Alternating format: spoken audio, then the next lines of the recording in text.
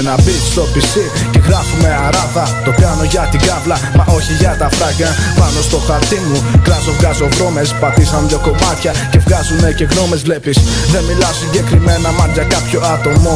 Μιλάω γενικά γιατί μου φαίνεται κάπως παράλογο. Ναι, κάπως παράλογο, man. Γράφοντας κουπλέ με φούσι στατικό, εσύ σε ένα κουπλέ και αυτό μηδενικό. Εγώ για την κάβλα μου το κάνω και συνεχίζω. Εσείς για την πλάκα και σας το γκρεμίζω. Από το μασκάω και δεν σταματάω. Στοιχή φλεγόμενη και έτσι σας πατάω. Σας στέλνω το μήνυμα μέσω μικροφόνου. Έχετε έλλειψη οξυγόνου ή κάτι φορά ναι. Είναι ο προορισμός σας και το δεκάμπαρό μας είναι ο θάνατός σας.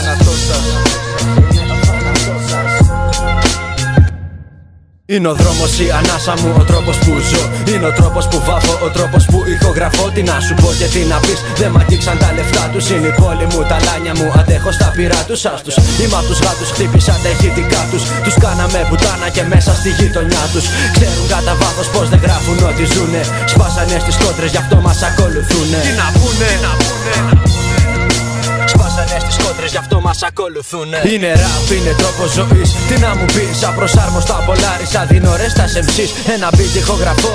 Καίγονται στα μικρόφωνα, είναι 4 στοιχεία, δεν βγαίνουν στα ραδιόφωνα. Είναι ραπ, είναι τρόπος ζωής. Τι να μου πεις, απροσάρμοστα πολλάρισα. Δίνω ρε στα MCs, ένα beat ηχογραφώ. Καίγονται στα μικρόφωνα, είναι 4 στοιχεία, δεν βγαίνουν στα ραδιόφωνα.